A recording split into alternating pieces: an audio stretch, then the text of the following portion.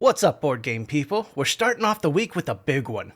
Tainted Grail Kings of Ruin launched on Gamefound today, and in mere hours it blew past the $1 million mark. It's sitting at just above 1.5 million and climbing. This is a huge campaign with tons of content available, and there's so much more to come. So let's take a closer look. I don't get any money from game companies for making my videos. I make them to help gamers like me find games that captivate their imaginations. If I get something wrong or we disagree about something, let's chat in the comments. Kings of Ruin is a standalone cooperative narrative adventure for 1 to 4 players set in the Tainted Grail universe. You'll travel and explore the abandoned land west of Avalon. This is a foreign land where travel through the weirdness is a fact of life, but no less dangerous. These lands are ruled over by the Kings of Ruin. In each realm you explore, you'll have at least one king looming over you. You'll meet them several times, and each time will be harder than the last. Your wits will be tested, puzzles encountered, and force of blade or tongue may be your only choice. The Kings of Ruin are Claudine, the Unknighted, Vinda, the Amber Queen, and Nonus, Bishop of the Deep. These are far from your only challenges, though. You can expect to encounter many creatures twisted by the weirdness and hell-bent on your destruction. For this adventure, you'll be taking on the role of 4 new heroes. Gerdwin is the daughter of a sellsword regiment hoping to raise it from the dead. Elgin, the Candlemaker, is separated from his close ones by the unflinching weirdness. Eunice, the Fomorian gladiatrix, seeking revenge on those who wronged her. And Osbert, a traveling jester who dreams of bigger things. Each of these heroes has their own story and motivations. In fact, the first 2 daily reveals are giving us a mini expansion, focusing on the story of the individual heroes. Awaken Realm does a wonderful job of trying to offer their cores without too many minis and leaving the bulk of the minis for an affordable expansion. This project is no exception. With the core box, you'll receive the miniatures for the 3 Kings of Ruin, the 4 heroes, and the 3 Waystones. If you would like the miniatures for all the guardian creatures you will encounter, you'll want to grab the Weird Encounters expansion. If you followed the campaign prior to launch, you'll receive the Black Goat of the Moors for no extra cost. The project also offers access to the 2.0 version of the original Tainted Grail content. The rules have been updated and refined to offer many more modes of play, a more streamlined experience without so much grind, and they've updated not only the original core box, but every adventure book as well. They're also offering upgrade packs for returning backers. We'll discuss this a little bit later in the video. When browsing through the campaign, you'll see content marked with KOR, Kings of Ruin, or FOA, Fall of Avalon. The first game was titled Fall of Avalon, so any content marked with KOR is new to this campaign. Now that we know a little bit about the game, let's take a look at those pledge levels. First up, at $99, you can get the Kings of Ruin Core Pledge that contains the Kings of Ruin Core Box and the Stretch Goals box. For $119, you get the Fall of Avalon Core Pledge. This contains the original Fall of Avalon Core Box updated to the 2.0 version and all of the original unlocked stretch goals. At $209, you can get the Kings of Ruin Excalibur Pledge in Sundrop. Sundrop is Awaken Realms' name for pre-shaded miniatures. This pledge includes the King of Ruins core box, the Stretch Goals box, the Weird Encounters box that contains the miniatures for all the Guardians. All miniatures in this pledge come in Sundrop. For $299, you get the Knight of Avalon pledge. This includes the Kings of Ruin core, the KOR Stretch Goals box, the Fall of Avalon core, the Fall of Avalon Stretch Goals, the Red Death expansion, the Echoes of the Past expansion, Nima, a 5th player character, War Runes, Forever Autumn, and the Item Sets promo cards. Finally, at $579, you get the Warlord of Avalon pledge in Sundrop. This is pretty much everything and includes the KOR core box, the KOR stretch goals, the FOA core box, the FOA stretch goals, Red Death, Echoes of the Past, Nima, War Runes, Forever Autumn, the Item Sets promo cards, Monsters of Avalon Past and Future, and Weird Encounters. All miniatures in this package come in Sundrop.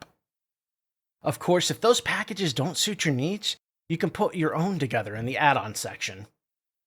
For $69, you get the Weird Encounters box, containing all the Guardian monsters in Kings of Ruin.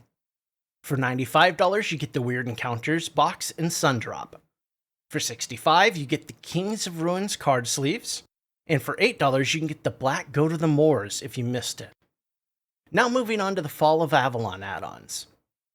For $65, you get the Fall of Avalon Stretch Goals box. This contains all of the original unlocked stretch goals and 2 campaigns for Fall of Avalon, The Last Night and The Age of Legends. For $46, you get the Red Death expansion that provides a whole new campaign for expert travelers. At $50, you get the Red Death with Sundrop. For $16, you get the Echoes of the Past expansion, adding a campaign examining the past of all 13 characters from Fall of Avalon. At $11, you get the Nema Universal 5th character usable in Fall of Avalon and its additional campaigns. For $12, you get Nema and Sundrop. For $10, they have the War Runes, which can alter your encounters for better or worse. At $7, you get the Forever Autumn pack, which contains a new side quest for Fall of Avalon. For $5, you get the Item Sets promo cards. At $12, you get the Companions pack. At $14, you get the Companion pack and Sundrop. For $69, you get the Monsters of Avalon box containing all the creatures you'll meet in the Fall of Avalon core campaign. For $95, you get the Monsters of Avalon and Sundrop. For $20, you get the non-gameplay King Arthur model. For $21, you get King Arthur and Sundrop. For $52, you get the Mounted Heroes pack for Fall of Avalon. And at $57, you get the Mounted Heroes and Sundrop.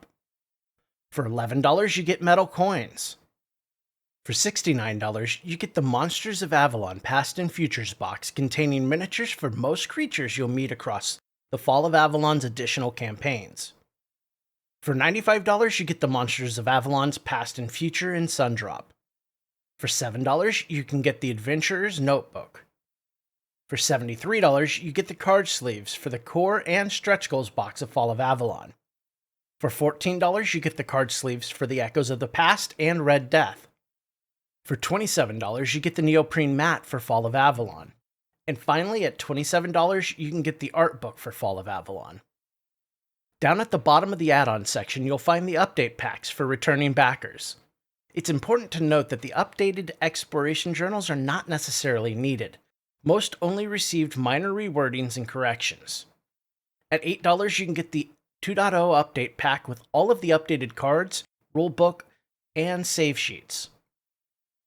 It is $8 for the updated exploration journal for Fall of Avalon, $14 for the pair of The Last Night and The Age of Legends campaign, and for $5 you get Red Death.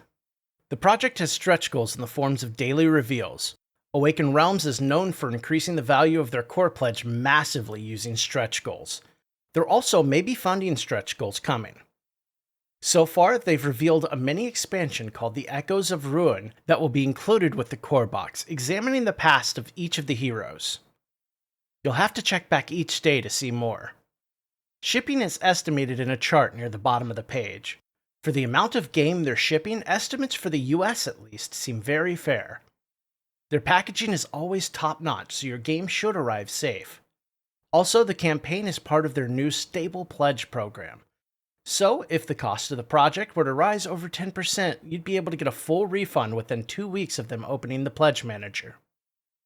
VAT and taxes are included for the EU, UK, and US. So what are my thoughts? This easily makes my top 10 campaigns of the year. I have the original and have dabbled in it enough to know that the game is excellent, and the improvements they've made may rocket Tainted Grail to the top of many lists. The story and narrative are top-notch. The writing is especially good for a board game, and the story alone is worth the playthrough. The characters all have a life of their own, and for the most part are memorable, if a bit numerous for the Fall of Avalon. I also found my time with the game challenging enough to keep me interested and table present without being punishing. The improvements that 2.0 is bringing to both Kings of Ruin and the Fall of Avalon should make for a much better experience overall. The main complaint about the first iteration of the game was the grind. Keeping the weirdness at bay became a full-time job that couldn't be ignored, It just took away from the story and the encounters. Now you're able to fast travel, and the grind for resources has been greatly reduced. Tons of rebalancing has been done, and the rulebook has been improved for greater clarity.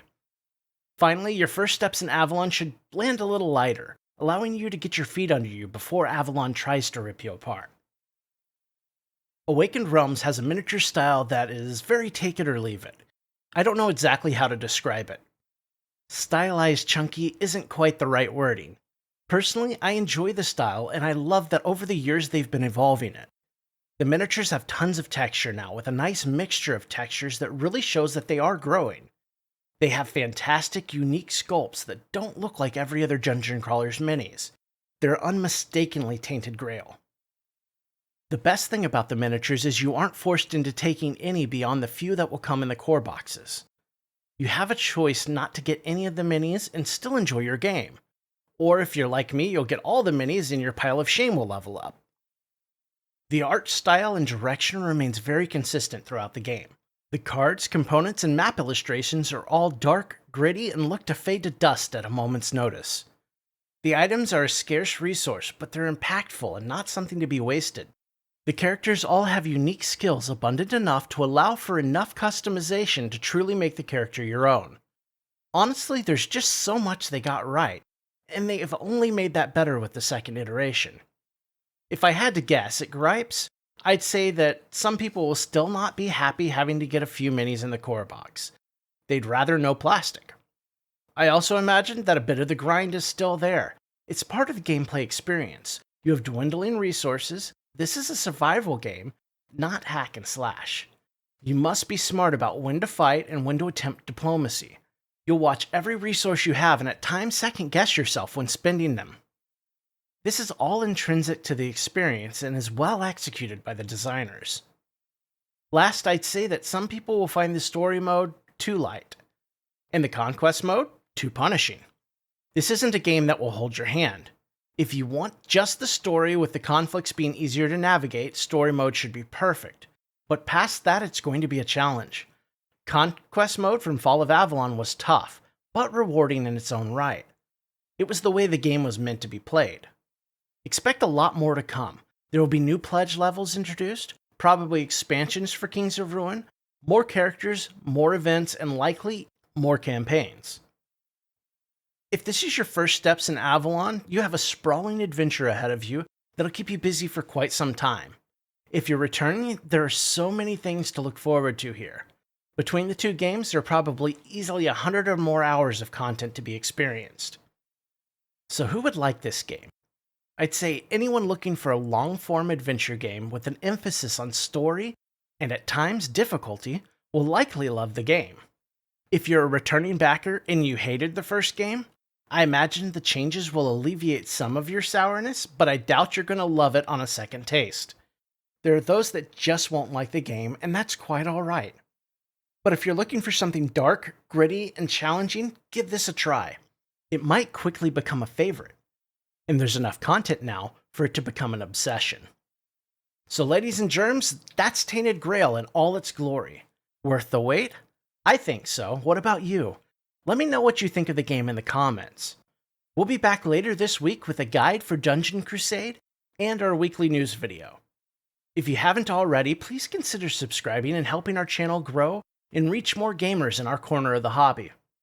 If you want to talk board games, hop in our Discord linked below and say hello. We'd love to have you. Thank you to everyone watching and commenting. Have a great week and play something challenging tonight.